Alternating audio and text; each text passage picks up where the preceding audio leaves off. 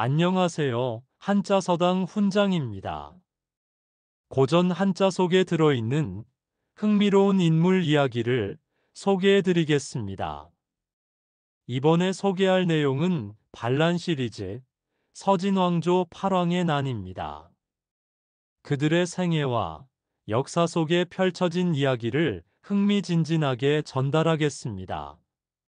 그들이 남긴 역사적 교훈과 의미를 새겨보시기 바랍니다. 바로 시작하겠습니다. 265년 위나라의 깃발이 바람에 흔들리며 쓰러지고 사마염의 깃발이 진나라의 이름으로 하늘을 향해 솟았다. 삼국시대의 혼란은 끝났고 천하는 통일의 희망에 들떠 있었다. 그러나 이 화려한 통일의 막 뒤에는 이미 불안의 그림자가 드리워져 있었다. 사마염, 훗날 진무제라 불릴 그는 위나라를 찬탈하고 서진을 세웠다. 그의 눈에는 강대한 제국의 미래가 보였지만 그의 마음 깊숙이에는 불확실한 미래에 대한 두려움이 숨어 있었다. 그는 제국의 기반을 다지기 위해 봉건제도를 실시했다. 황실의 종친들에게 넓은 봉지와 군사적 권한을 주어 제국의 안정을 꾀하려 했다. 하지만 이 결정은 칼날 위의 춤과도 같았다. 황제의 권력이 약해진다면 이 제후왕들은 충성의 가면을 벗고 반란의 깃발을 들 수 있었다. 사마염은 이를 알았지만 그의 야망은 이 위험을 감수할 만큼 거대했다. 그의 아들 황태자 사마충은 그러나 이 야망을 이을 그릇이 아니었다.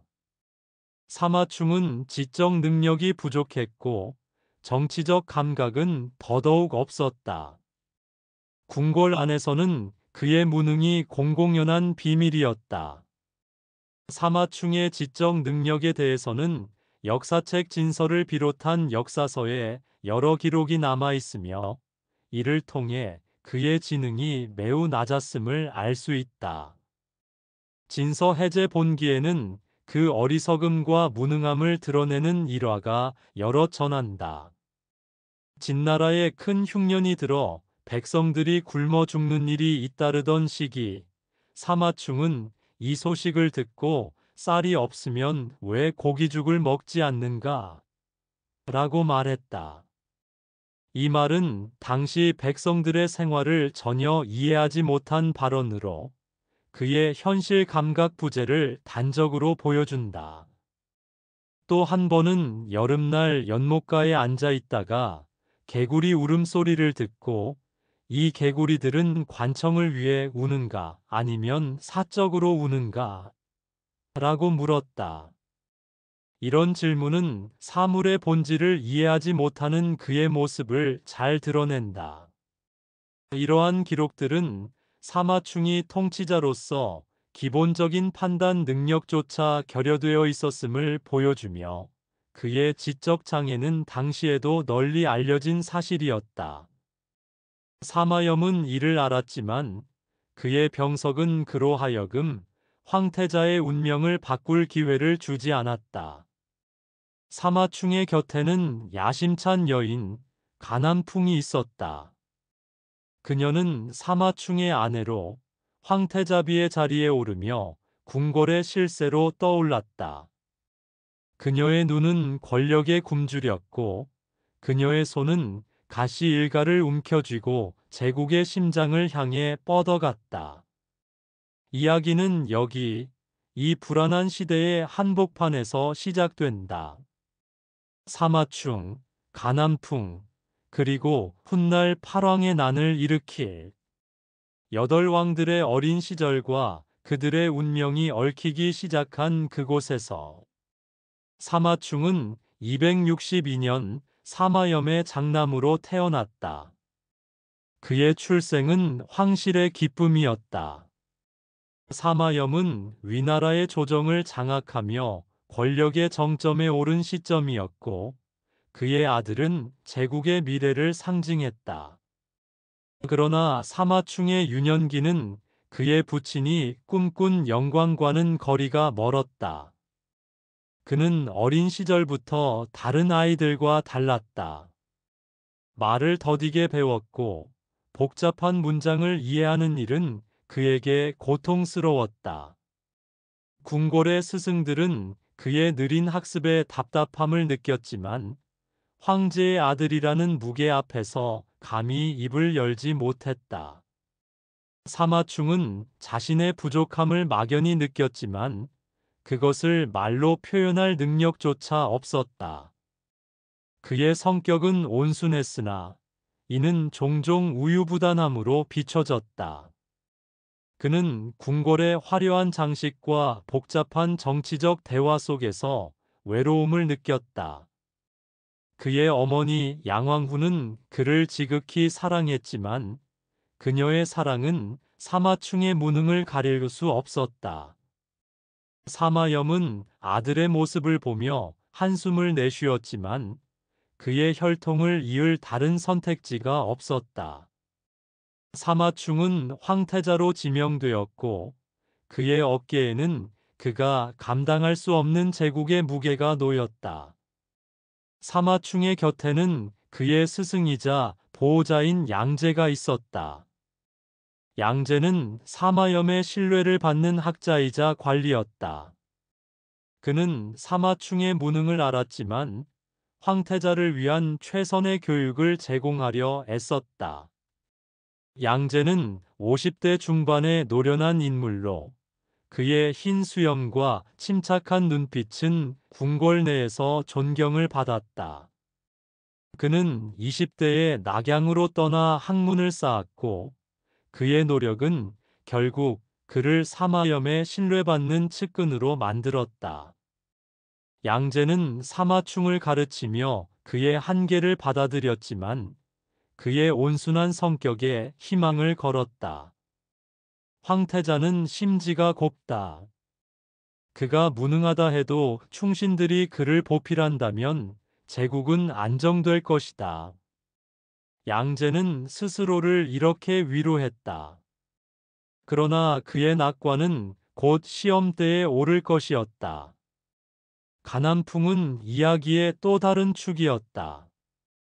그녀는 248년 가충과 곽회의 딸로 태어났다. 가충은 위나라와 진나라를 잇는 과도기의 중요한 인물로 위나라의 고위 관리로서 사마시 가문이 권력 찬탈을 도왔다. 곽회는 가충의 두 번째 아내로 강인한 성격과 날카로운 지성을 가진 여인이었다. 가난풍은 이복 언니 가포와 친동생 가오와 함께 자랐다. 오빠나 남동생은 없었기에 가시 가문의 야망은 가난풍과 그녀의 자매들에게 집중되었다. 가난풍의 유년기는 가시 가문의 번영을 위한 준비였다. 그녀의 아버지 가충은 딸에게 정치적 감각과 권력의 가치를 가르쳤다. 곽회는 딸들에게 강인함과 품위를 강조하며 그들을 가문의 미래로 키웠다. 가난풍은 어린 시절부터 총명했고 그녀의 눈은 항상 궁궐의 중심을 향했다. 그녀는 아름다웠지만 그녀의 진정한 무기는 날카로운 지성과 야심이었다. 그녀는 15세에 사마충 황태자의 정실 부인으로 들어가며 궁궐의 복잡한 권력 구도를 배웠다. 그녀의 성격은 강렬했고 때로는 냉혹했다. 그녀는 자신의 약점을 드러내지 않았으며 궁궐의 하인들조차 그녀의 눈빛 앞에서 몸을 움츠렸다. 265년 사마충이 황제에 오르며 그녀는 황태자비의 자리에 올랐다. 그러나 그녀의 마음은 황태자비라는 지위에 만족하지 않았다. 그녀는 가시 일가를 궁궐의 핵심으로 끌어올리려 했고 이를 위해 사마충의 무능을 이용하려 했다. 가난풍의 아버지 가충은 가시 가문의 중심이었다. 그는 젊은 시절 위나라의 군사적 기반을 다지며 사마시 가문과 긴밀히 협력했다. 그의 유년기는 낙양의 중급 관료 가문에서 보냈으며 그는 일찍이 무예와 학문을 익혔다. 그의 성격은 신중하고 계산적이었으며 그는 항상 가문의 이익을 최우선으로 삼았다. 가충은 사마염의 즉위 후 중요한 군사적 직책을 맡았고 딸 가남풍이 황태자비가 되면서 가시 가문의 세력은 급격히 커졌다. 그는 사마충의 무능을 보며 불안해했지만 딸의 야심을 믿었다. 남풍이 있다면 가시는 영원히 번영할 것이다. 그는 이렇게 생각하며 딸과 비밀리에 계획을 세웠다. 가남풍의 어머니 곽회는 가충의 강인한 동반자였다. 그녀는 젊은 시절 가문의 몰락을 경험하며 강인함을 배웠다. 그녀의 유년기는 어려웠지만 그녀는 지혜와 인내로 가충의 아내로 선택되었다. 곽회는 가남풍과 가오에게 엄격한 교육을 시켰고 가포에게는 자매로서의 책임을 강조했다. 그녀의 성격은 단호했으며 가시 가문의 명예를 지키는 데 헌신했다. 가남풍의 이복 언니 가포는 가충의 첫 번째 아내 소생이었다. 그녀는 온화한 성격으로 가남풍의 강렬함과 대조되었다. 가포는 궁궐의 권력 다툼에는 관심이 적었지만 가시 가문의 안녕을 위해 헌신했다. 그녀의 유년기는 가남풍과 달리 조용히 책과 바느질 속에서 보냈다. 가남풍의 친동생 가오는 언니를 닮아 총명했지만 보다 감정적이었다. 그녀는 가남풍의 야심을 이해했지만 권력보다는 가족의 화합을 중시했다. 가남풍은 일러한 가풍과 자매들의 성격 속에서 자라났다. 한편 팔왕의 난의 씨앗이 될 8왕들은 각자의 봉지에서 조용히 힘을 키우고 있었다. 팔왕을 소개하면 사마량, 사마위, 사마륜, 사마경, 사마예, 사마영, 사마옹, 사마월이다. 사마량은 사마염의 숙부다. 그는 어린 시절부터 총명함으로 이름이 높았다. 그의 유년기는 낙양의 황실에서 보냈으며 사마염의 아버지 사마사의 엄격한 교육 아래 자랐다. 사마량은 침착했지만 내면에는 제국에 대한 책임감이 깊었다. 그는 사마충의 무능을 보며 자신이 제국의 안정을 지킬 수 있다고 믿었다. 그의 봉지는 서주였고 그는 그곳에서 군사를 조련하며 세력을 다졌다. 사마량의 곁에는 그의 충직한 측근 왕훈이 있었다. 왕훈은 사마시 가문의 오랜 신하였다. 그의 유년기는 낙양의 중급 관료 가문에서 보냈으며 그는 전략가로서의 재능이 뛰어났다. 한편 또 다른 팔왕 중 한 명인 사마위는 사마염의 5번째 아들이다. 그는 활달한 성격으로 무예에 능했다. 그의 유년기는 궁궐의 연회와 무술 훈련 속에서 보냈다. 그는 사마충을 조롱하며 자신이 더 나은 황제가 될 수 있다고 생각했다. 그의 봉지는 연주였고 그는 그곳에서 군사를 모았다. 사마위의 곁에는 책사 최상이 있었다. 최상은 학문으로 이름 높은 가문 출신이었다. 그는 사마위의 야심을 부추겼다. 또 다른 팔왕 사마류는 사마염의 숙부다. 그는 음흉한 성격으로 암투에 능숙했다. 또 다른 팔왕 사마경은 사마량의 조카로 조용하지만 깊은 야심을 품었다. 또 다른 팔왕 사마예는 사마량의 아우로 군사적 재능이 뛰어났다. 또 다른 팔왕 사마영은 사마염의 16번째 아들로 충성심 뒤에 욕망을 숨겼다. 계속하여 다른 팔왕 사마옹은 사마량의 아우로 침착함으로 사람들을 안심시켰다. 마지막 팔왕 사마월은 사마량의 손자로 어린 나이에도 총명함이 돋보였다. 이들은 각자의 봉지에서 군사를 모으며 다가올 폭풍을 준비했다. 이 시대는 통일의 환희와 불안의 그림자가 공존했다. 사마염의 봉건제도는 안정을 약속했지만 분열의 씨앗을 뿌렸다. 사마충의 무능, 가난풍의 책략, 팔왕의 야심은 제국의 미래를 뒤흔들 내전의 서막이 될 것이었다. 궁궐의 등불 아래 권력의 그림자는 점점 짙어졌다. 290년 봄, 낙양의 궁궐은 무제 사마염의 죽음으로 무거운 침묵에 잠겼다. 황태자 사마충이 해제로 즉위했지만 그의 즉위식은 화려함 뒤에 불안을 감추고 있었다. 사마충은 여전히 자신의 무능을 가릴 수 없었고 조정의 대신들은 그의 곁에서 제국의 미래를 두려워했다. 황후 가난풍은 이 혼란의 틈을 자신의 기회로 보았다. 그녀의 눈빛은 칼날처럼 날카로웠고 그녀의 마음은 권력의 정점을 향해 불타올랐다. 사마염의 유언에 따라 그의 숙부 태제 사마량, 즉 연암왕이 조정의 보정 대신을 맡았다. 사마량은 황실의 원로로서 존경받았으며 그의 곁에는 명망 높은 대신 위관이 함께했다.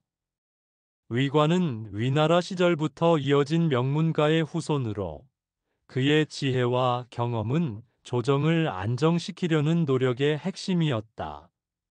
그러나 가난풍에게 이들은 그녀의 야심을 가로막는 장애물이었다. 그녀는 사마충의 무력함을 이용해 섭정을 장악하려 했고 사마량과 위관은 가난풍의 외척 세력을 견제하려 했다. 조정은 사마량과 위관을 중심으로 한 원로 세력과 가난풍의 가시 일가로 양분되어 팽팽한 긴장이 감돌았다. 가난풍은 이들을 제거하기 위해 신복인 동궁 우이솔과 사마위를 포섭하며 치밀한 계략을 꾸미기 시작했다.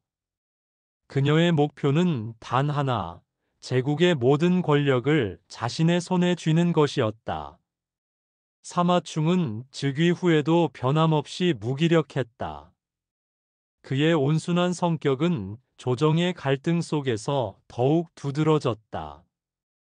그는 궁궐의 화려한 연회에서 미소를 지었지만 그의 눈은 늘 불안으로 떨렸다.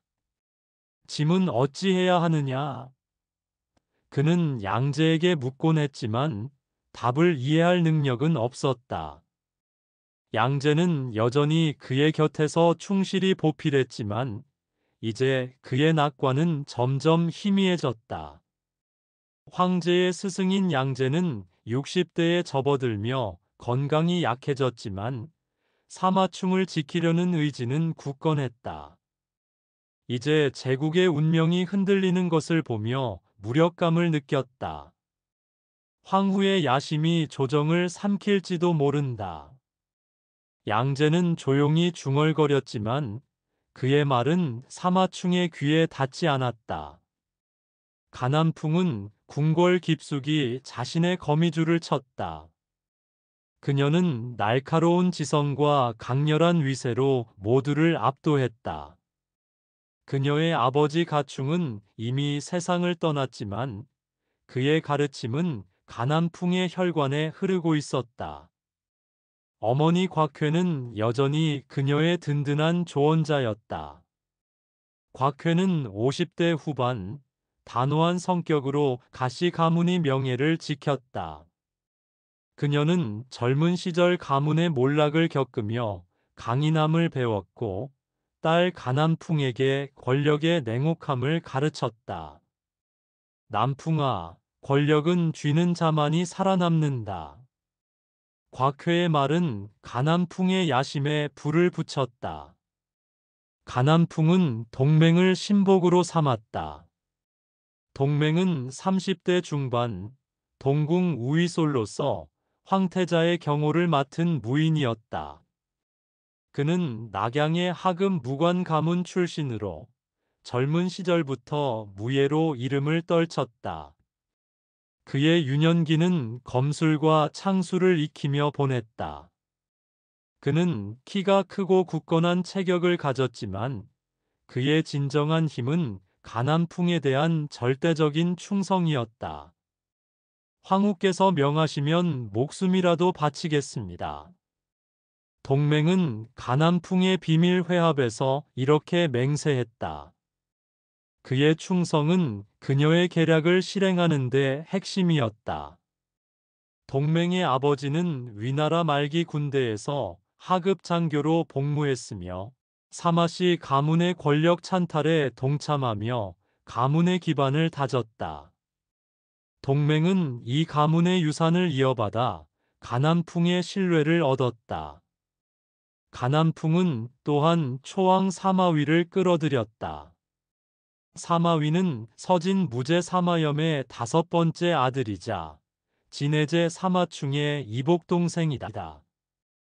용맹하고 무력은 뛰어났지만 성격이 단순하고 정치적인 안목이 부족했다.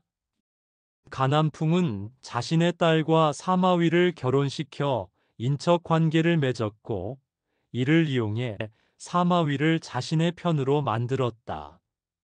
사마위는 표면적으로는 충성스러운 황족을 연기했지만 내면에는 권력에 대한 갈망이 들끓었다.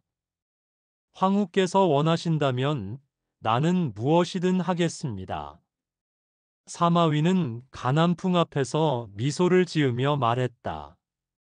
사마량은 가난풍의 가장 큰 장애물이었다.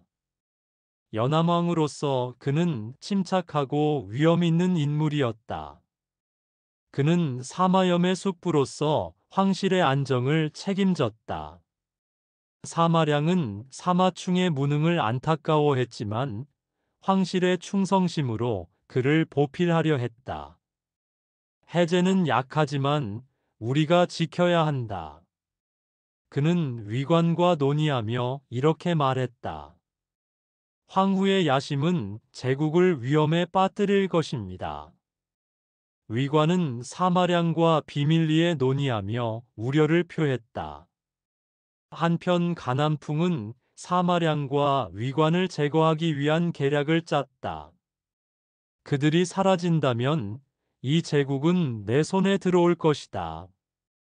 그녀는 어두운 방에서 동맹에게 속삭였다. 동맹은 고개를 끄덕이며 칼을 갈았다.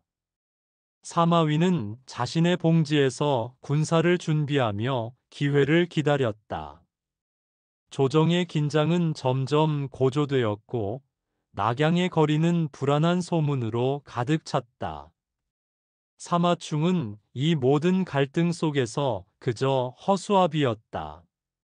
그의 무능은 가난풍의 야심을 키웠고 사마량과 위관의 결의를 더욱 굳건히 했다. 그러나 가난풍의 계략은 이미 시작되었다. 그녀의 손에 쥐어진 권력의 칼은 날카롭게 빛났고 그 칼날은 곧 조정을 피로 물들릴 준비를 하고 있었다. 궁궐의 등불은 여전히 밝았지만 그 빛 아래 드리워진 그림자는 점점 더 어두워졌다. 291년 여름, 낙양의 하늘은 무더운 열기로 무겁게 내려앉았다. 궁궐 안은 겉으로는 평온했지만 그 이면에는 가난풍의 야심이 독사처럼 스멀거렸다. 황후 가난풍은 권력의 정점을 향해 한 걸음씩 나아가며 자신의 앞을 가로막는 사마량과 위관을 제거할 치밀한 계획을 세웠다. 그녀는 단순하면서도 용맹한 초왕 사마위를 자신의 칼날로 선택했다. 사마위는 사마염의 다섯 번째 아들이자 가난풍의 사위로, 그의 충동적인 성격은 그녀의 계략의 완벽한 도구였다. 가난풍은 사마위에게 사마량과 위관이 반역을 꾀하고 있다는 가짜 조서를 은밀히 전달했다. 이 조서는 황제 사마충의 이름으로 작성되었지만 그 뒤에는 가난풍의 손길이 뚜렷했다.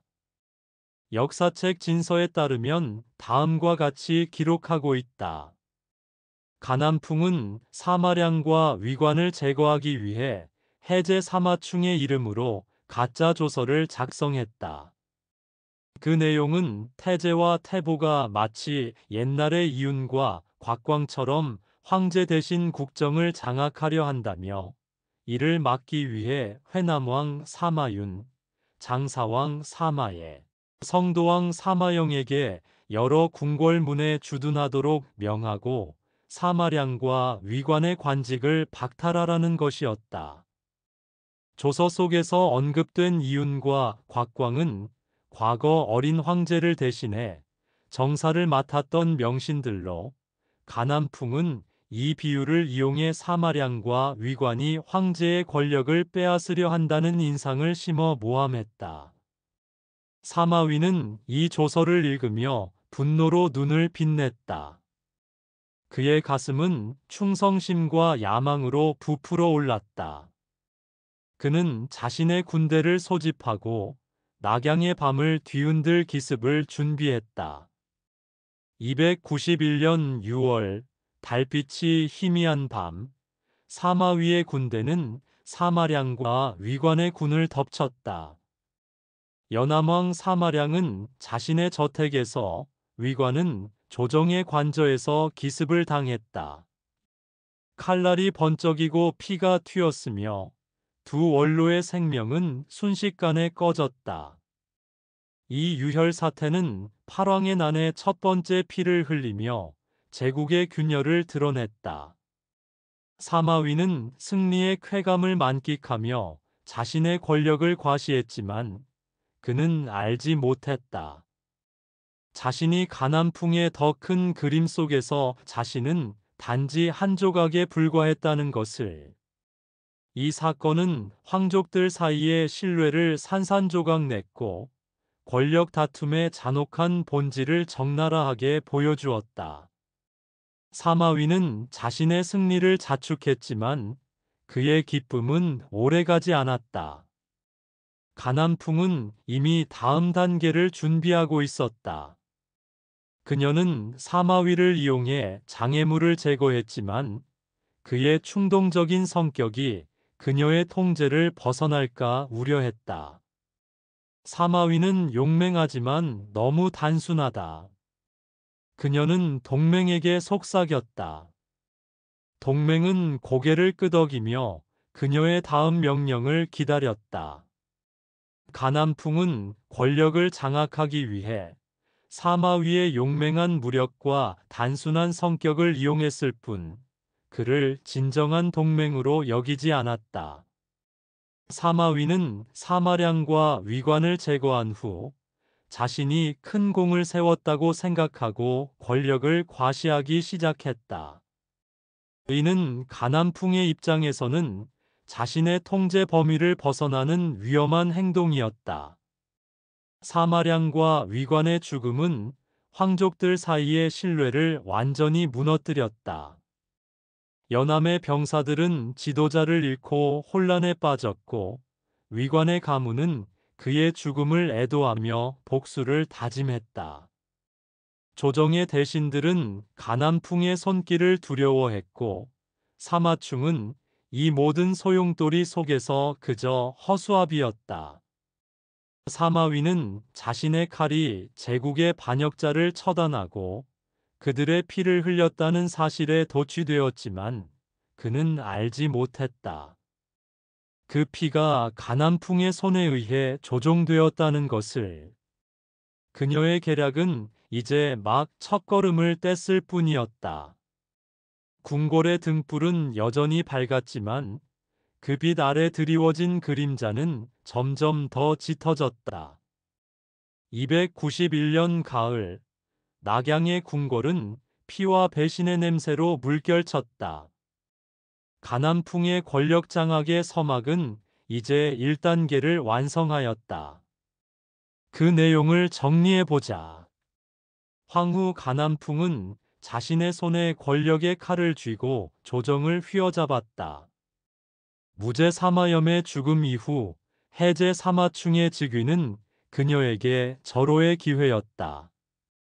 사마충의 무능은 그녀의 야심을 가속화했고 그녀는 이미 해제의 외조부 양준과 그의 일가 그리고 황후였던 양태후를 제거하며 권력의 첫 번째 장애물을 넘었다. 그러나 그녀의 눈은 여전히 조정의 실세인 연암왕 사마량과 원로 대신 위관을 향했다. 이들을 제거하기 위해 그녀는 초왕 사마위를 이용했고 그의 칼날은 사마량과 위관을 쓰러뜨렸다. 하지만 가난풍의 계략은 여기서 멈추지 않았다. 사마위는 그녀의 계획 속 단순한 도구에 불과했고 그의 용맹은 곧 그를 파멸로 이끌었다. 가난풍의 권력 장악 이막이 시작되었다. 가난풍은 사마위를 조서 위조의 죄로 모함하며 그를 체포하게 했다. 사마위는 자신의 충성을 주장했지만 그녀의 소나귀에서 벗어날 수 없었다. 결국 그는 처형당했고 그의 죽음은 가난풍의 독재를 위한 마지막 장애물을 제거했다.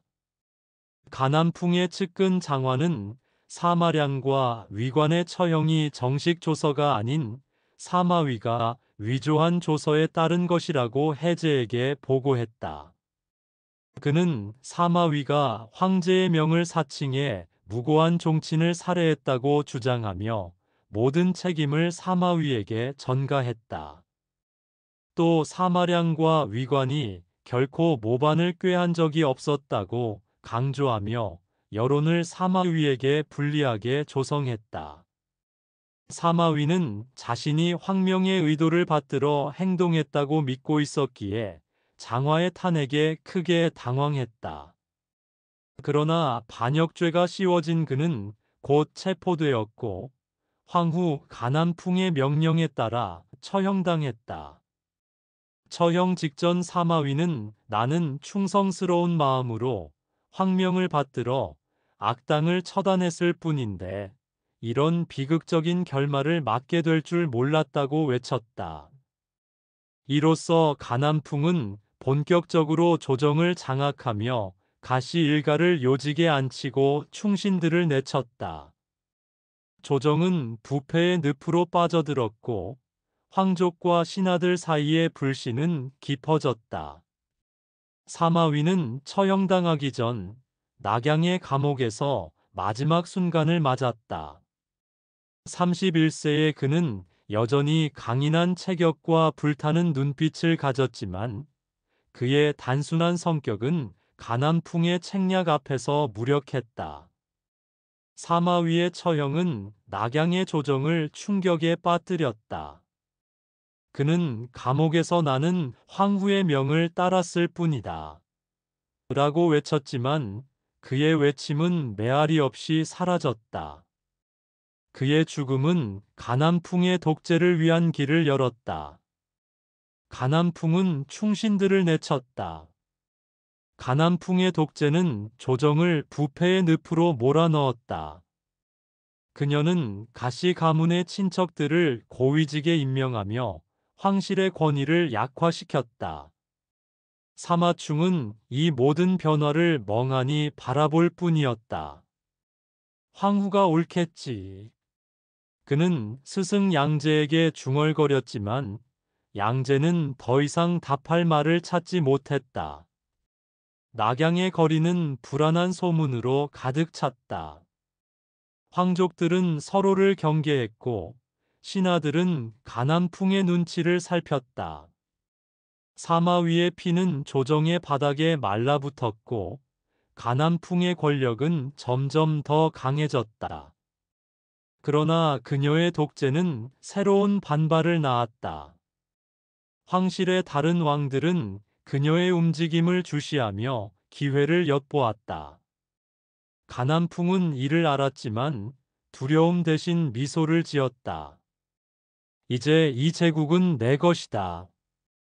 그녀는 궁궐의 창가에서 낙양을 내려다보며 속삭였다. 하지만 그녀의 권력은 모래 위의 성처럼 위태로웠다. 사마 위의 죽음은 팔왕의 난의 불씨를 더 키웠고 조정의 균열은 점점 더 깊어졌다. 궁궐의 등불은 여전히 밝았지만 그 빛 아래 드리워진 그림자는 끝없이 짙어졌다. 299년 겨울, 낙양의 궁궐은 얼어붙은 듯 고요했지만 그 안에는 가난풍의 독재가 불길처럼 타올랐다. 황후 가난풍은 조정을 완전히 장악하며 가시 일가를 요직에 앉히고 황실의 권위를 짓밟았다. 그러나 그녀의 마음에는 새로운 두려움이 싹텄다. 해제 사마충의 유일한 아들, 황태자 사마휴리였다. 사마휴는 아버지의 무능과 달리 총명하고 능력 있는 인물로 백성들 사이에서 희망의 상징이었다. 조정의 신하들은 그를 미래의 황제로 점쳤고 그의 존재는 가난풍의 권력을 위협했다. 그녀는 사마휴를 제거해야만 가시 가문의 지배가 영원할 것이라 믿었다. 그녀는 치밀한 계략을 세워 사마휴에게 반역을 꾀했다는 글을 강제로 쓰게 했고 이를 빌미로 그를 폐위시켜 허창으로 유배 보냈다. 역사책 진서에 따르면 가난풍은 사마휴를 폐위시키기 위해 치밀하고도 잔혹한 계략을 꾸몄다. 그녀는 사마휴이 술에 취해 정신이 흐려진 틈을 타 해제와 자신을 죽이고 반란을 일으키겠다는 내용의 글을 억지로 쓰게 했다. 글에는 폐하께서는 이제 그만 물러나십시오. 스스로 물러나지 않으면 제가 들어가서 끝내겠습니다. 중궁께서도 또한 스스로 물러나셔야 합니다. 중궁께서도 물러나지 않으면 내 손으로 끝내드리겠습니다. 라는 문장이 적혀 있었다. 가난풍은 이 글을 해제에게 보여주며 사마휴이 역모를 꾀했다고 모함했다. 해제는 그녀의 말을 믿고 사마휴를 폐위시켜 서인으로 강등한 뒤 허창으로 유배 보냈다. 이렇게 기록하고 있다. 이 사건은 가난풍의 교활함과 잔혹함을 단적으로 드러내는 사례이자 팔왕의 난이 본격적으로 시작되는 도화선이 되었다. 300년 가난풍의 명령은 사마휴의 목숨을 앗아갔다. 이 패태자 사건은 조정과 백성들의 분노를 폭발시켰고 가난풍의 폭정은 돌이킬 수 없는 파국으로 치달았다. 황족들은 그녀를 제거하기 위해 비밀리에 칼을 갈기 시작했다. 패태자 되어 죽임을 당한 사마휴는 어머니가 사시라는 후궁 소생이었다. 사시는 원래 가난풍의 시녀였으나 사마충의 총애를 받아 사마휴를 낳고 제인이라는 자귀를 받았다. 황실의 관리에 따라 황태자는 정실 황후인 가난풍이 키웠다.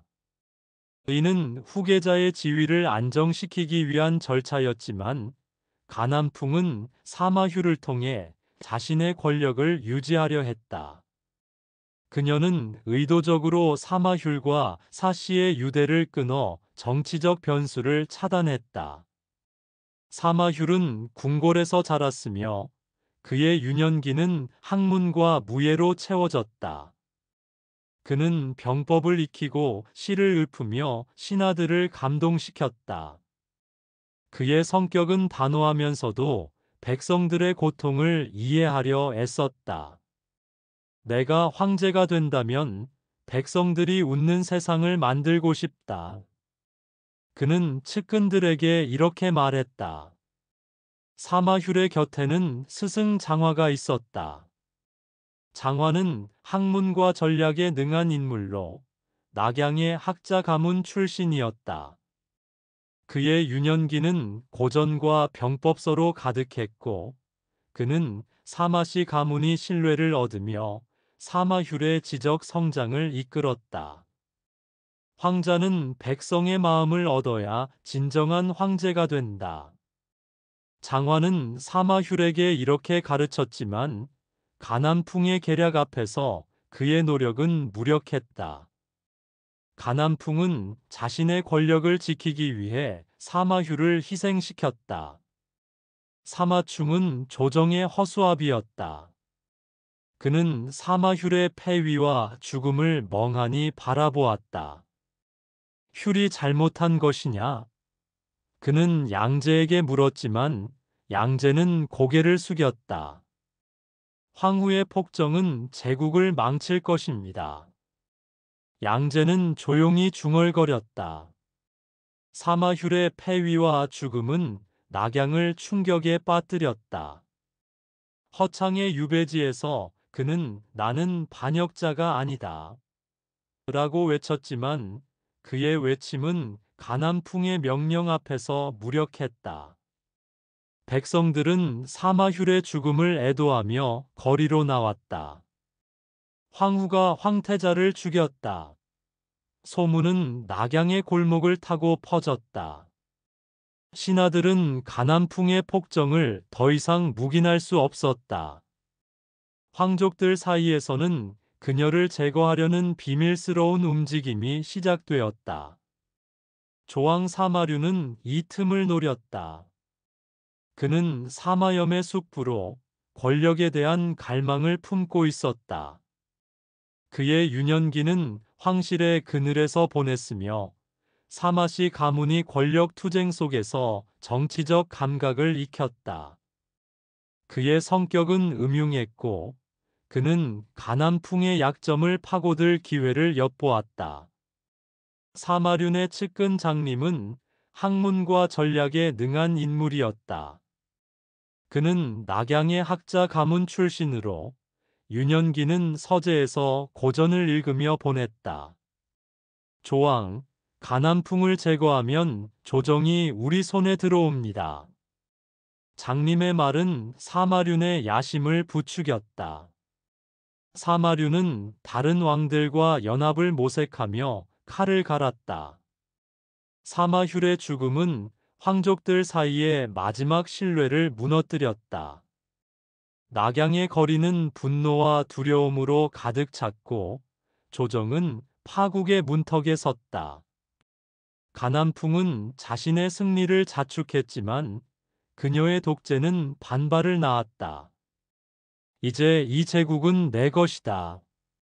그녀는 궁궐의 창가에서 낙양을 내려다보며 미소 지었다. 그러나 그녀의 권력은 위태로웠다.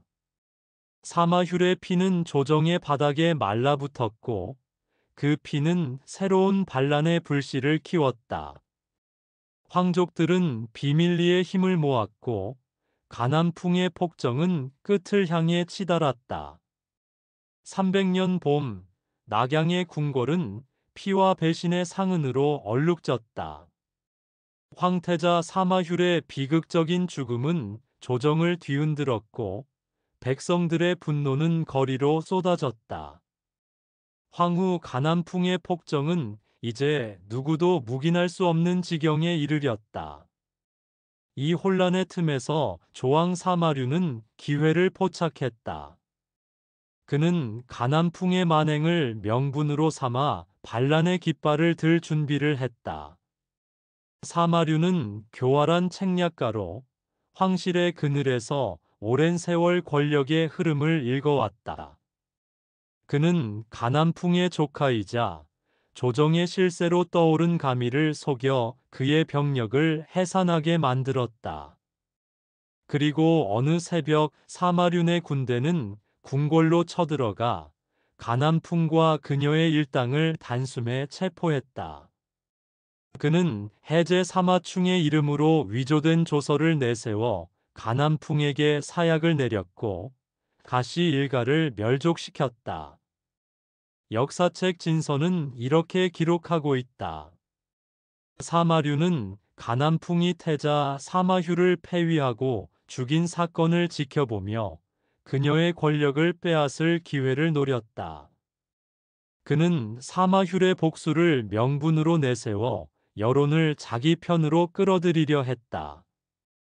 영영 원년인 300년에 사마류는 가난풍의 측근이었던 손수, 장화, 배위 등과 손을 잡고 군사를 일으켰다.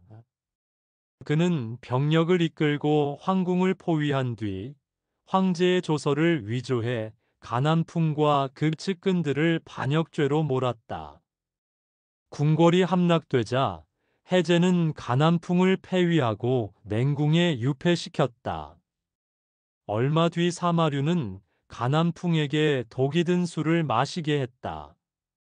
가난풍은 독주를 들기 전 사마류는 역적이라 외쳤고 곧 피를 토하며 죽었다. 그녀의 일족 역시 참수되거나 멸족당하며 완전히 몰락했다. 역사책은 이렇게 서술하고 있었다. 10년간 이어진 가난풍의 독재는 그렇게 막을 내렸다. 하지만 사마륜의 야심은 여기서 멈추지 않았다. 그는 황제의 옥좌를 노리며 자신의 진정한 속셈을 드러내기 시작했다. 사마륜은 사마염의 숙부로 황실의 권력 투쟁 속에서 살아남은 노련한 인물이었다. 그의 유년기는 낙양의 황실에서 보냈으며 사마시 가문이 복잡한 정치적 갈등 속에서 자랐다. 그의 성격은 음흉했지만 그는 표면적으로 충성스러운 황족의 가면을 썼다. 그는 조나라의 봉지에서 군사를 키우며 세력을 다졌고 가난풍의 폭정 아래에서도 기회를 엿보았다. 가난풍이 무너지면 이 제국은 내 손에 들어올 것이다. 그는 측근들에게 이렇게 속삭였다. 황제 사마충은 여전히 허수아비였다. 그는 가난풍의 몰락을 멍하니 바라보았다. 황후가 잘못한 것이냐? 그는 스승 양제에게 물었지만 양제는 침묵했다. 양제는 낙양의 가난한 농가 출신으로 유년기는 책이 귀한 환경에서 보냈다. 조왕의 야심은 제국을 또다시 혼란으로 몰아넣을 것입니다. 양제는 조용히 중얼거렸다. 사마륜의 쿠데타는 낙양을 충격에 빠뜨렸다. 가난풍의 일가가 멸족되자 백성들은 환호했지만 곧 새로운 두려움이 퍼졌다. 사마륜은 황제의 옥좌를 노리며 조정을 장악하려 했다. 그는 궁궐에서 나는 제국을 구했다고 선포했지만 그의 눈은 황제의 관을 향했다. 그의 측근 장림은 이 야심을 지지하며 말했다. 조왕, 이제 황제가 되시면 됩니다. 그러나 사마륜의 쿠데타는 새로운 반발을 낳았다. 다른 황족들은 그의 야심을 경계하며 비밀리에 힘을 모았다. 사마경은 사마량의 조카로 조용하지만 깊은 야심을 품었다. 그의 유년기는 황실의 엄격한 교육 속에서 보냈으며 그는 사마륜의 움직임을 주시했다. 사마륜이 황제를 노린다면 우리는 막아야 한다. 그는 측근들에게 이렇게 말했다. 사마경의 책사 유다는 학문에 능한 인물로 낙양의 학자 가문 출신이었다. 사마륜을 막으려면 다른 왕들과 손을 잡아야 합니다. 유단의 조언은 사마경의 결심을 굳혔다. 낙양의 거리는 소문과 두려움으로 가득 찼다. 가난풍의 몰락은 백성들에게 잠시 안도감을 주었지만 사마륜의 야심은 새로운 폭풍을 예고했다. 그는 황제의 옥좌를 향해 손을 뻗었지만 그의 발 아래는 이미 균열이 생기고 있었다. 황족들은 서로를 경계하며 칼을 갈았고 조정은 또다시 혼란으로 치달았다. 사마륜은 자신의 승리를 자축했지만 그의 권력은 모래 위의 성처럼 위태로웠다. 301년 봄, 낙양의 궁궐은 또다시 피바람의 전조로 흔들렸다. 가난풍의 몰락과 가시 일가의 멸족으로 잠시 숨을 돌린 조정은 조왕 사마륜의 야심으로 다시 혼란에 휩싸였다. 사마륜은 가난풍을 제거하며 얻은 권력을 발판으로 해제 사마충을 억지로 퇴위시키고 스스로 황제의 옥좌에 올랐다. 가난풍을 처단한 이후 사마륜은 황위를 꿈꿨다. 그러나 해제 사마충이 있기에 명분이 없었다. 그는 자신이 황위에 오르는 정당성을 만들기 위해 음모를 꾸몄다. 역사책 진서에 따르면 사마륜은 가난풍을 제거한 뒤 해제 사마충의 어리석음을 이용해 황제의 자리를 빼앗을 명분을 꾸며냈다. 그는 해제가 천명에 따라 스스로 황제 자리를 물려주는 것처럼 보이도록 조서를 위조했다. 조서의 논리는 단순했다. 해제는 정사를 직접 다스릴 능력이 없으니 더 유능한 인물이 그 자리를 맡아야 한다는 주장과 하늘의 뜻이 자신에게 있으니 해제가 마땅히 자리를 넘겨야 한다는 근거였다. 이 위조된 조서를 근거로 사마륜은 해제를 퇴위시키고 스스로 황제에 올랐다. 그러나 그의 찬탈은 다른 황족들의 거센 반발을 불러왔고 이는 팔왕의 난을 한층 더 격화시키는 불씨가 되었다. 그는 황실의 안정을 약속했던 명분을 저버리고 자신의 욕망을 드러냈다. 이제 이 제국은 나의 것이다. 그는 궁궐의 옥좌에 앉아 선언했지만 그의 찬탈은 황족들의 분노를 불러일으켰다. 제왕 사마경은 사마륜의 조카로 그의 배신에 가장 먼저 칼을 들었다.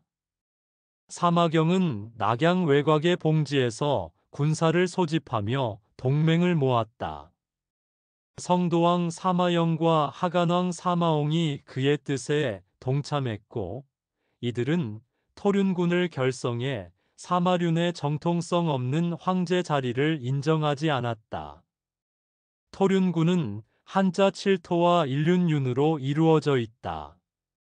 즉, 사마륜을 친다는 뜻이다. 이 이름은 단순히 군사적 행동을 넘어 사마륜이 황제 자리를 찬탈한 것은 인륜을 어긴 행위이며 자신들의 거병은 이를 바로잡기 위한 정의로운 행동임을 강조하는 상징적인 의미를 담고 있다.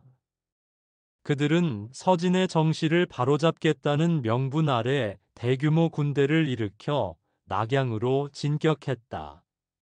조정은 다시 전쟁의 소용돌이에 휘말렸고 백성들은 두려움 속에서 미래를 기다렸다. 사마영은 사마염의 16번째 아들로 성도왕으로서 강인한 군사력을 자랑했다. 그의 유년기는 궁궐의 화려한 연회와 무술 훈련으로 채워졌다. 그는 충성심을 가장했지만 내면에는 권력에 대한 욕망이 숨겨져 있었다. 사마륜이 황제라니 터무니없다. 사마옹은 하간왕으로 사마량의 아우였다. 그는 침착한 성격으로 황실의 신뢰를 얻었다. 그의 유년기는 황실의 엄격한 규율 속에서 보냈으며 그는 군사적 재능으로 이름을 알렸다. 사마륜을 용서할 수 없다. 황실의 정통성을 되찾아야 한다. 사마홍은 사마경과 손을 잡으며 군사를 소집했다. 사마충은 퇴위당한 뒤 궁궐의 깊은 방에 갇혀 있었다. 그는 여전히 무능했고 조정의 혼란을 이해하지 못했다. 짐은 어찌해야 하느냐? 그는 양제에게 물었지만 양제는 침묵했다. 토륜군의 깃발이 낙양 외곽에 나타나자 도시의 거리는 전쟁의 공포로 가득 찼다. 사마경, 사마영, 사마홍의 군대는 각기 다른 방향에서 낙양으로 진격했다. 그들의 군사는 수만에 달했고 그들의 결의는 사마륜의 옥좌를 흔들었다. 사마륜을 끌어내리자. 사마경은 군사들에게 외쳤다. 그의 군대는 제나라의 정예병으로 사마영의 성도 군대와 사마홍의 하간 군대가 합세하며 거대한 힘을 형성했다. 사마륜은 궁궐에서 이 소식을 듣고 얼굴을 굳혔다. 그들이 감히 나를 반역자로 몰다니. 그는 장림에게 분노를 토했지만 장림은 침착히 대답했다. 조왕, 군대를 재정비하고 낙양을 지켜야 합니다. 그러나 사마륜의 군대는 이미 사기를 잃고 있었다. 백성들은 토륜군의 진격을 환영하며 거리로 나왔다. 사마륜은 가난풍보다 나을 것이 없다. 그들의 외침은 낙양의 골목을 울렸다. 사마륜은 자신의 권력이 무너지는 것을 느꼈다. 그는 황제의 관을 쓰고 있었지만 그 관은 점점 무거워졌다. 토륜군의 군대는 낙양의 성문에 다다랐다. 사마경은 군사들을 독려하며 황실의 정통성을 위해 싸우자 라고 외쳤다. 사마영과 사마홍은 그의 곁에서 칼을 뽑았다. 그들의 연합은 사마륜의 찬탈을 끝낼 결심이었다. 조정은 또다시 피와 혼란으로 물들 준비를 했다. 사마륜은 궁궐의 깊은 방에서 마지막 저항을 준비했지만 그의 야심은 이미 무너질 운명이었다. 낙양의 거리는 전쟁의 북소리로 가득 찼고 백성들은 두려움과 희망 속에서 숨을 죽였다. 사마륜의 옥좌는 모래 위의 성처럼 위태로웠다. 301년 여름, 낙양의 성벽은 전쟁의 북소리로 진동했다. 조왕 사마륜의 황제 찬탈은 제국을 혼란의 도가니로 몰아넣었고 그의 옥좌는 삼왕연합군의 칼날 앞에 흔들렸다.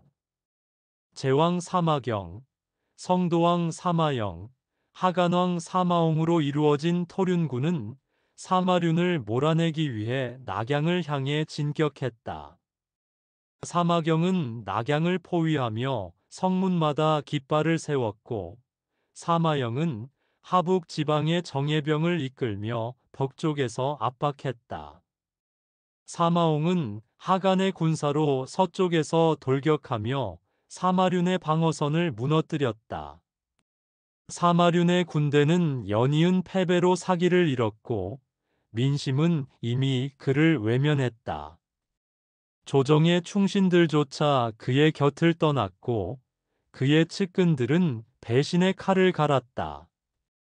연합군의 압박이 거세지자 사마륜은 궁궐 깊숙이 숨어들었지만 내부의 반역으로 결국 체포되었다. 그는 해제 사마충을 다시 황위에 올리며 자신의 죄를 덮으려 했지만 운명은 그를 용서하지 않았다. 얼마 지나지 않아 사마륜은 사약을 받고 생을 마감했다. 그의 황제 노름은 불과 3개월 만에 막을 내렸고 사마충은 다시 복이 되었다.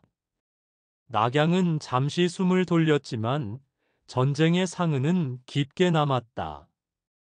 폐위되었던 해제 사마충은 다시 황위에 올랐다.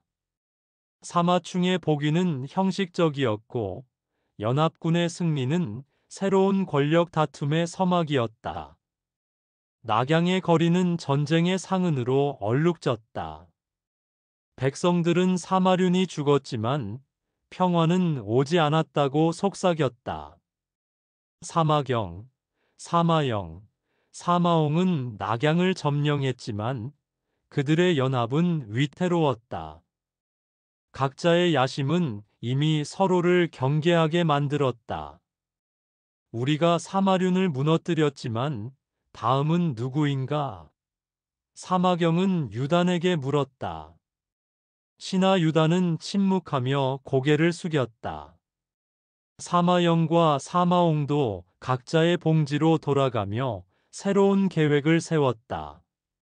조정은 또다시 균열로 흔들렸고 사마충은 허수아비로 남았다. 사마륜의 피는 궁궐의 바닥에 말라붙었고 그 피는 새로운 반란의 불씨를 키웠다.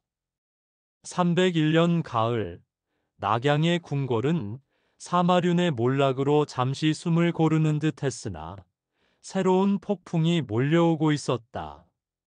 제왕 사마경은 삼왕연합군의 맹주로서 사마륜을 제거한 영웅으로 추앙받았다.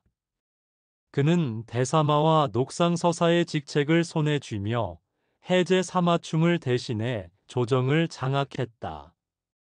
그러나 그의 권력은 곧 오만과 방탕으로 물들었다. 사마경은 화려한 연회를 열고 궁궐을 자신의 쾌락의 전당으로 만들었다. 그의 뜻에 거스르는 신하들은 가차없이 숙청되었고 조정은 그의 독재 아래 신음했다. 이로 인해 함께 사마륜을 몰아냈던 성도왕 사마영과 하간왕 사마옹은 사마경을 경계하기 시작했다. 그의 독재는 서진의 균형을 무너뜨렸고 새로운 갈등의 씨앗을 뿌렸다. 낙양의 거리는 또다시 불안으로 가득 찼다. 이제 조정은 내 손에 있다. 그는 연회에서 술잔을 들며 선언했다.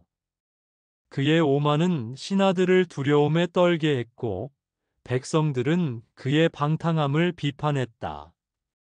사마경의 곁에는 책사유단이 있었다. 대사마, 민심을 잃으면 권력도 무너집니다.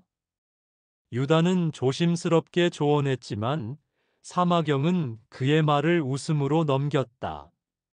사마영은 성도왕으로 사마염의 아들로서 강인한 군사력을 자랑했다. 사마경의 독재를 보며 그는 분노했다. 사마경이 우리를 배신했다. 그가 황실을 독점하려 한다. 그는 성도의 봉지에서 군사를 재정비하며 사마경을 견제할 준비를 했다. 사마옹은 하간왕으로 사마량의 아우였다. 그는 침착한 성격으로 황실의 신뢰를 얻었다. 사마경의 오만에 그는 실망했다. 우리는 사마륜을 함께 몰아냈는데 사마경은 또 다른 폭군이 되었다. 그는 하간의 군사를 점검하며 사마영과 비밀리에 연락을 주고받았다. 사마경의 독재는 조정을 분열시켰다. 그는 대사마로서 군사와 행정을 장악했지만 그의 방탕한 생활은 신하들의 반감을 샀다. 그는 궁궐에서 밤낮 없이 연회를 열었고 값비싼 비단과 진귀한 보물로 자신을 치장했다. 나는 황실의 구원자다. 그는 신하들 앞에서 외쳤지만 그의 말은 공허했다. 백성들은 그의 오만을 비판하며 거리로 나왔다. 사마경은 사마륜과 다를 바 없다. 그들의 외침은 낙양의 골목을 울렸다. 사마영과 사마옹은 사마경의 행태를 더 이상 참을 수 없었다. 사마영은 성도에서 군사를 모으며 사마경은 우리의 동맹을 배신했다고 선언했다. 사마옹은 하간에서 군대를 정비하며 황실의 정통성을 위해 사마경을 제거해야 한다고 다짐했다. 그들의 연합은 다시금 힘을 모았지만 이번에는 사마경을 겨냥했다. 사마경의 측근들조차 그의 독재에 동요했다. 그의 장군 중 하나인 방역은 사마경의 오만에 실망했다. 대사마, 이대로라면 조정이 무너집니다. 방역은 사마경에게 간했지만 사마경은 그를 숙청했다. 이 사건은 사마경의 세력을 약화시켰고 사마영과 사마옹의 결심을 굳혔다. 낙양의 거리는 또다시 전쟁의 소문으로 가득 찼다. 사마경은 자신의 권력을 지키기 위해 군대를 재정비했지만 그의 오만은 민심을 잃었다. 내가 황실을 구했다. 그는 궁궐에서 외쳤지만 그의 목소리는 점점 약해졌다. 사마영의 하북 군대와 사마옹의 하간 군대는 낙양 외곽에서 다시 힘을 모았다. 사마경을 끌어내리자. 사마영은 군사들을 독려하며 외쳤다. 사마옹은 그의 곁에서 칼을 뽑으며 황실의 명예를 되찾아야 한다고 다짐했다. 그들의 군대는 낙양을 향해 진군하며 새로운 전쟁의 불씨를 키웠다.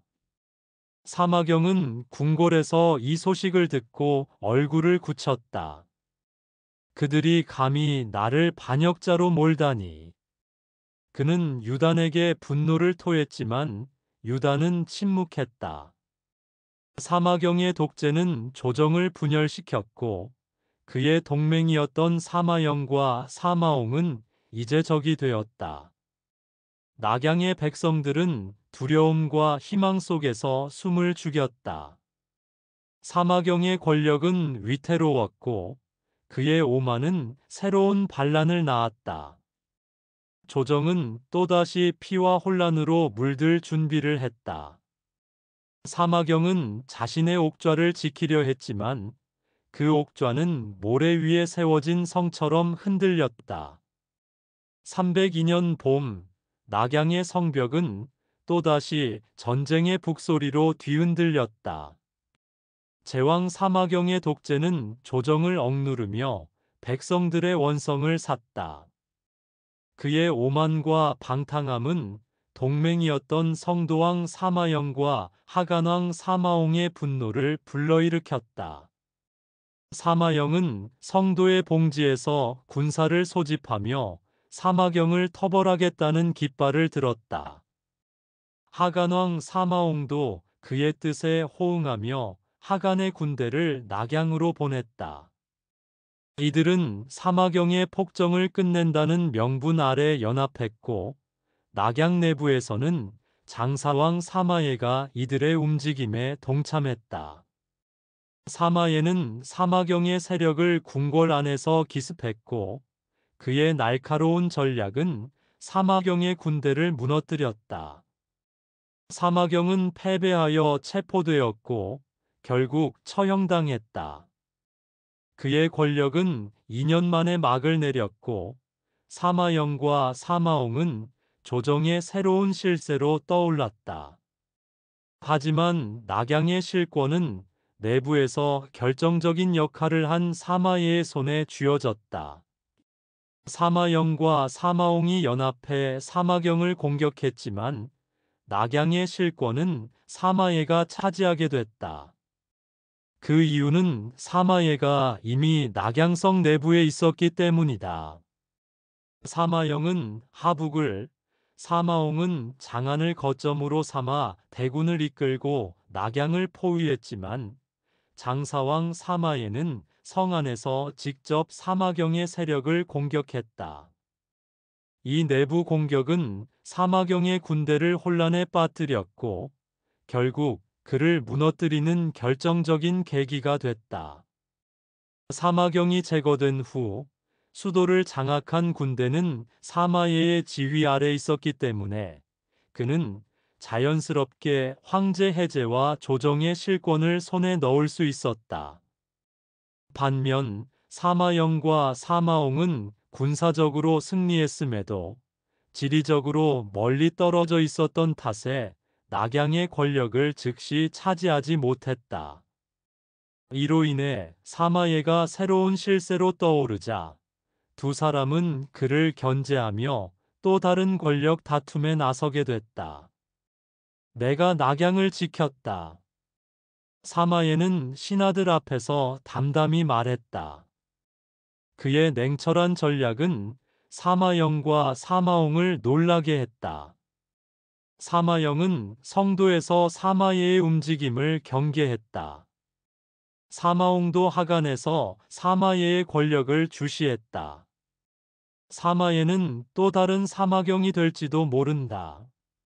낙양의 백성들은 사마경의 몰락에 안도했지만 새로운 불안이 퍼졌다. 사마예는 과연 다를까? 그들의 속삭임은 골목을 타고 퍼졌다. 사마예는 조정을 장악했지만 그의 권력은 사마영과 사마옹의 견제를 받았다. 조정은 또다시 균열로 흔들렸다.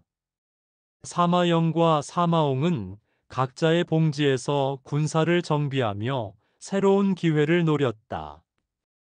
낙양의 거리는 전쟁의 상흔으로 얼룩졌고 백성들은 두려움 속에서 숨을 죽였다. 사마예의 권력은 모래 위의 성처럼 흔들렸다. 낙양의 가을은 스산한 바람이 궁전 지붕을 스치며 시작되었다. 장사왕 사마예는 제왕 사마경을 제거한 후 수도의 중심에 서서 권력을 쥐었다. 그는 해제 사마충의 보정 역할을 맡아 국정을 이끌었다. 해제는 세상사에 무관심한 황제로 사마예의 손에 모든 결정이 달렸다. 사마예는 매일 정전에서 대신들을 소집해 논의했고 그의 곁에는 충직한 황보상이 있었다. 황보상은 무제 사마염 시대의 전투에서 공을 세운 군인 집안 출신으로 사마예와 어린 시절부터 함께 자랐다. 사마예, 권력은 칼과 같습니다. 너무 세게 쥐면 손을 벨 뿐입니다. 라며 황보상은 조언했다. 사마예는 그를 신뢰하며 낙양의 방어를 강화하고 백성들에게 곡식을 나누었다. 시장을 돌아보며 백성들의 고충을 듣고 군사훈련을 감독하는 그의 모습은 도성에 안정을 가져왔다.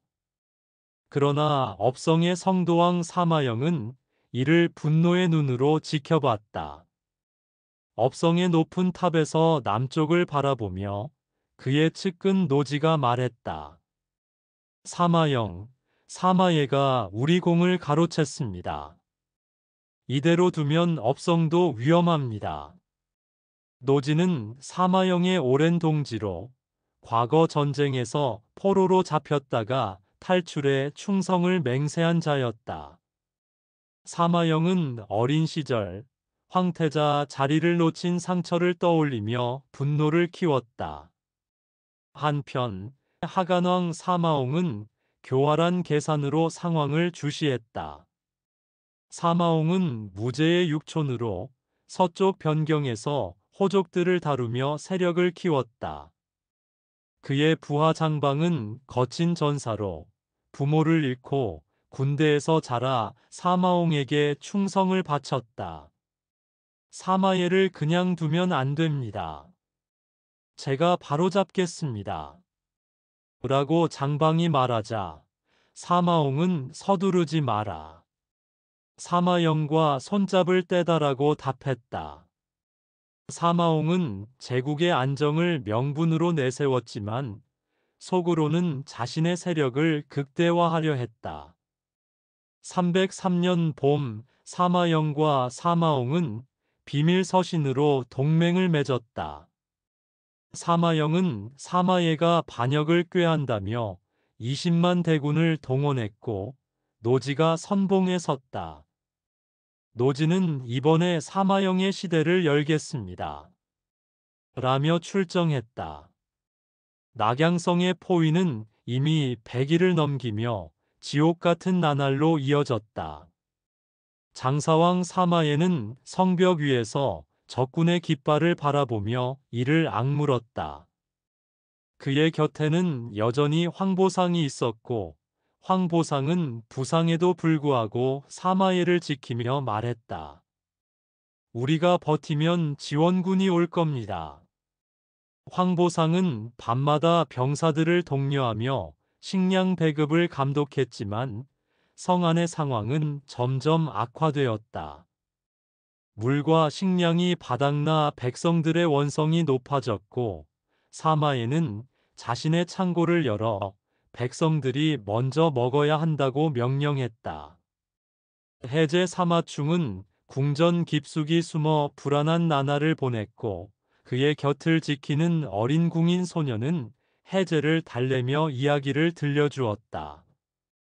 소녀는 고아 출신으로 궁전에 들어온 지 5년째였고 해제의 무능함을 이해하며 폐하, 모든 게 잘 될 거예요 라고 위로했다. 해제는 소년의 목소리에 의지하며 그림을 그리거나 창밖을 멍하니 바라보곤 했다. 외부의 성도왕 사마영은 업성에서 보낸 군대를 지휘하며 포위망을 조였다. 사마영의 측근 노지는 매일 전선을 오가며 보고를 올렸다. 사마영, 사마예의 군대가 지쳤습니다. 조금만 더 버티면 성문이 열릴 겁니다. 라고 노지가 말하자 사마영은 고개를 끄덕였다. 장안의 하간왕 사마옹은 후방에서 지원을 보내며 상황을 주시했다. 그의 부하 장방은 낙양 전선에서 직접 지휘를 맡았고 장방의 거친 성격은 병사들을 공포에 떨게 했다. 사마예를 잡아라. 그의 머리를 사마옹에게 바치자. 라고 장방이 외치자 부하들은 함성을 질렀다. 장방은 전쟁 중에도 사마옹에게 서신을 보내 사마옹, 승리가 가까웠습니다. 걱정 마십시오라고 보고했다. 사마예의 항전은 용감했지만 내부의 균열이 치명적이었다. 동해왕 사마월은 원래 사마예의 동지로 함께 사마경을 제거한 공로자였다. 그러나 포위가 길어지자 사마월의 마음이 흔들렸다. 사마월의 삶은 야심으로 가득 차 있었다. 가난한 황족 가문에서 태어나 권력을 향한 갈증이 컸고 과거에 여러 번 주인을 바꾼 적이 있었다. 그는 밤에 몰래 사마영 측과 접촉하며 내가 성문을 열 테니 내 지위를 보장해 달라고 거래했다. 사마월의 배신은 예상치 못한 순간에 터졌다. 어느 새벽 사마월이 부하들을 이끌고 성문을 열자 장방의 군대가 쏟아져 들어왔다. 사마예는 황보상과 함께 저항했지만 압도적인 적군에 체포되었다. 황보상 미안하다. 내 충성을 헛되게 했구나 라고 사마예가 중얼거리자 황보상은 눈물을 흘리며 사마예, 제 목숨으로 지키겠습니다. 라고 외쳤다. 하지만 황보상도 포박당했고 사마예는 사마옹에게 끌려갔다. 사마옹은 장안에서 사마예를 신문하며 내 야심이 제국을 어지럽혔다고 선언했다. 사마예는 화형대 위에서 형제들의 욕망이 서진을 무너뜨릴 것이다라고 마지막 말을 남기고 불길 속으로 사라졌다. 사마예의 죽음 후 사마영과 사마옹은 권력을 나눠 가졌다. 사마영은 낙양으로 들어와 섭정 자리에 오르며 국정을 장악했다. 그는 매일 정전에서 대신들을 모아 명령을 내렸고 노지가 곁에서 보좌했다. 사마영, 이제 천하가 안정될 겁니다. 사마영은 아직 사마홍이 문제다라고 속으로 생각했다. 사마영의 섭정 기간은 야심찬 계획으로 채워졌다. 그는 업성의 세력을 낙양으로 옮겨 강화하며 황태자 자리를 공고히 하려 애썼다. 노지는 사마영의 명령으로 반대파를 숙청하며 충성을 증명했고 그의 가족을 업성에 두어 사마영의 신뢰를 얻었다. 사마홍은 장안을 거점으로 후방 지원을 맡았고 장방과 함께 군대를 재편했다. 사마홍, 사마영이 너무 앞서갑니다. 우리가 나서야 합니다. 라고 장방이 조언하자 사마홍은 기다려라. 때가 올 테니 라고 답했다. 사마홍의 지원은 표면상 사마영을 돕는 듯 했지만 속으로는 자신의 세력을 키우는데 초점을 맞췄다. 그는 서쪽 호족들과 연계를 강화하며 장안을 요새화했고 장방은 그 과정에서 여러 전투를 치르며 공을 세웠다. 해제 사마충은 여전히 꼭두각시였다. 그는 궁전에서 소년 궁인과 시간을 보내며 왕숙들이 잘할 거야라고 중얼거렸다. 소년은 해제의 식사를 챙기고 이야기를 들려주며 황제의 고독을 달랬다. 소년의 배경은 비천했지만 그의 순수함은 해제에게 평화를 주었다. 그러나 이 공조는 불안했다. 사마영은 사마홍의 지원이 점점 부담스럽게 느껴졌고 낙양에서 비밀 회의를 열어 대책을 논의했다. 노지는 사마홍을 제거해야 합니다. 그가 우리를 배신할지도 모릅니다라고 속삭였다.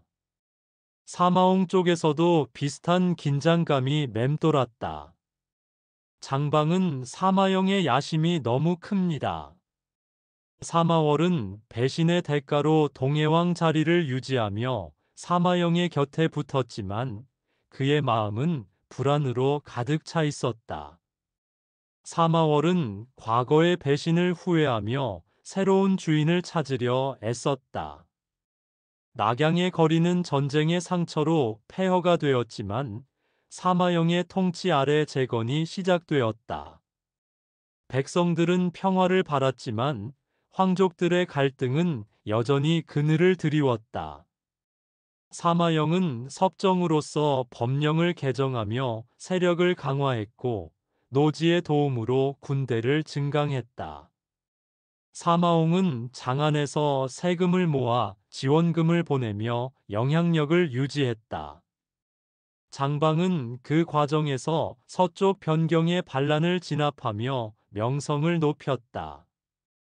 이 불안한 평화는 곧 깨질 운명이었지만 당분간 사마영과 사마홍의 연합은 제국을 지탱했다. 사마예의 죽음은 황족들의 욕망을 드러내며 서진의 쇠퇴를 가속화했다. 낙양의 겨울은 차갑게 다가왔고 새로운 갈등의 씨앗이 싹텄다. 사마영의 섭정은 화려했지만 내면의 불안은 컸다. 그는 매일 노지와 전략을 논의하며 사마홍의 움직임을 감시했다. 사마홍은 장안의 높은 탑에서 동쪽을 바라보며 장방에게 우리의 때가 올 거다라고 말했다. 장방의 충성은 사마홍의 힘의 원천이었고 그는 과거의 전투를 회상하며 칼을 갈았다. 사마월은 사마영의 신임을 얻으려 애썼지만 배신자의 낙인은 지워지지 않았다.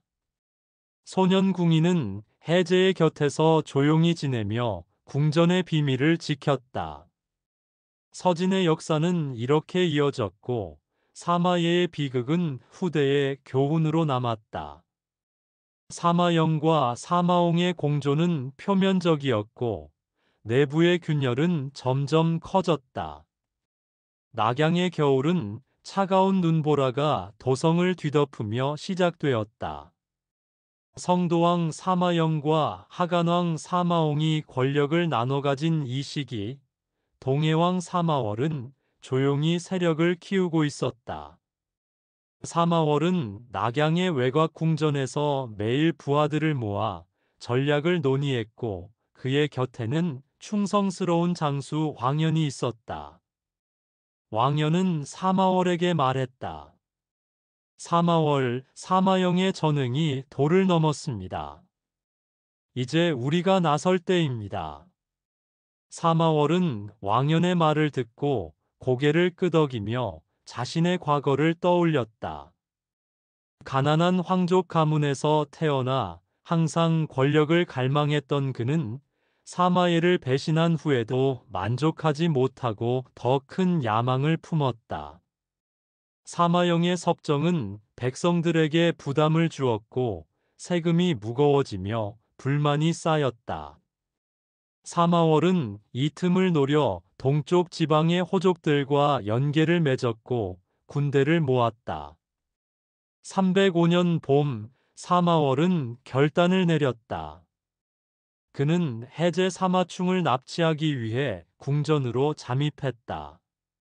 해제는 여전히 무능한 황제로 소년 궁인과 함께 궁전에서 시간을 보내던 중이었다. 소년은 해제를 돌보며 폐하, 받기 소란스럽습니다. 라고 속삭였지만 해제는 왕숙들이 알아서 할 거야 라고 대답했다. 사마월의 부하들이 궁전을 습격하자 소년은 해제를 보호하려 애썼지만 사마월은 해제를 데리고 빠져나갔다. 폐하 신이 지키겠습니다. 사마영의 독재를 끝내야 합니다. 라고 사마월이 말하자 해제는 멍하니 따랐다. 사마월은 해제를 호위하며 군사를 일으켰고 그의 군대는 10만에 달했다. 왕연이 선봉을 맡아 하북 지방으로 진군했다. 하북은 사마영의 영토로 그곳에서 사마영의 군대와 대규모 전투가 벌어졌다. 사마영은 업성에서 소식을 듣고 분노하며 노지에게 명령했다. 사마월을 막아라. 그 배신자를 용서할 수 없다. 이민족 용병들이 내전에 관여하기 시작한 건 이 무렵이었다. 특히 흉노족의 지도자 유연은 사마영의 편에 서서 참전했다. 유연은 흉노의 젊은 영웅으로 부족을 통합하며 세력을 키웠다. 그의 아버지는 과거 서진에 패배한 적이 있었고 유연은 그 복수를 꿈꾸며 사마영과 동맹을 맺었다. 유연의 부하들은 기마병으로 유명했고 유연은 사마영에게 말했다. 사마영, 제 부족의 힘을 빌려드리겠습니다. 대가로 자유를 주십시오. 라고 제안했다. 사마영은 유연의 제안을 받아들였고 노지는 유연과 함께 작전을 세웠다. 전투는 하북의 평야에서 치열하게 펼쳐졌다. 305년 여름 왕연의 군대가 사마영의 진지를 공격했다. 사마영의 머리를 베라. 왕연이 외치자 부하들은 돌진했다. 왕연은 전투 중에 어린 시절 사마월과 함께 훈련하던 날을 떠올리며 칼을 휘둘렀다. 사마영 측에서는 노지가 방어를 지휘했고 유연의 기마병들이 측면을 공격했다. 유연은 말 위에서 흉노의 영광을 위해라고 함성을 지르며 적진을 뚫었다. 그러나 사마월의 군대는 점점 우위를 점했다. 사마월은 해제를 진영에 모시고 장수들을 독려하며 이 전쟁은 제국의 미래를 위한 것이다라고 선언했다. 전쟁은 수개월간 이어졌고 사마영의 군대는 패배를 거듭했다. 노진은 부상을 입고 사마영에게 말했다. 퇴각해야 합니다. 낙양으로 가서 재기합시다라고 조언했다. 유연은 전투에서 많은 전사를 잃었지만 사마영의 패배를 보며 자신의 부족을 위해 새로운 계획을 세웠다. 유연은 서진의 약함이 드러났다. 이제 우리 차례다라고 중얼거렸다.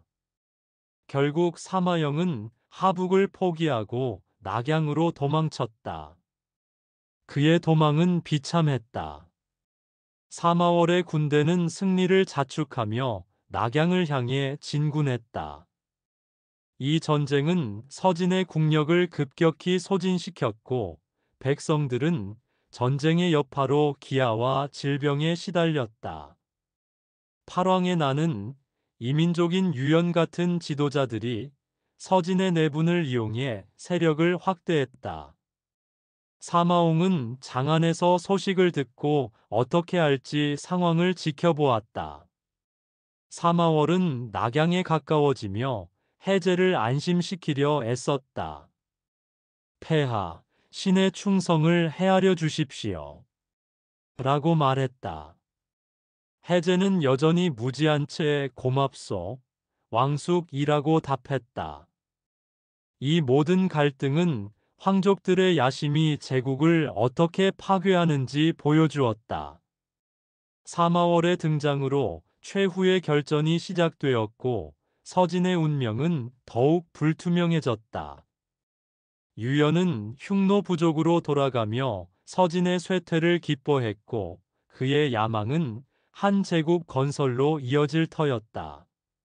사마영은 사마월의 공격에 맞서기 위해 병력이 부족하자 당시 진나라에 복속되어 있던 흉노족의 지도자 유연에게 병사를 빌려줄 것을 요청했다. 유연은 이 기회를 놓치지 않고 황족의 명을 받들어 반란군을 터벌한다는 명분을 내세워 대규모 병력을 소집하고 훈련시켰다.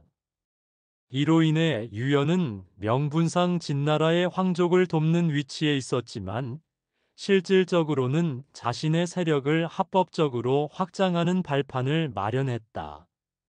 사마영의 패배는 그의 자존심을 상하게 했고 낙양에서 재기를 모의했다. 사마월의 군대는 낙양 성벽을 바라보며 함성을 질렀고 전쟁의 끝은 새로운 시작이었다. 백성들은 평화를 바랐지만 황족들의 다툼은 멈추지 않았다. 이 이야기는 권력의 비극을 드러내며 이민족의 상승을 예고했다. 사마월은 승자로서 낙양을 장악하려 했지만 그의 앞에는 사마홍이 기다리고 있었다. 사마월은 전투 후 상처를 치료하며 사마홍과의 다음 전쟁을 준비했다. 사마홍과 장방은 장안에서 동쪽 소식을 분석하며 대응을 논의했다. 장방은 사마월을 치자고 촉구했다. 사마월과 사마홍의 최후의 결전은 서진을 더욱 약화시켰다.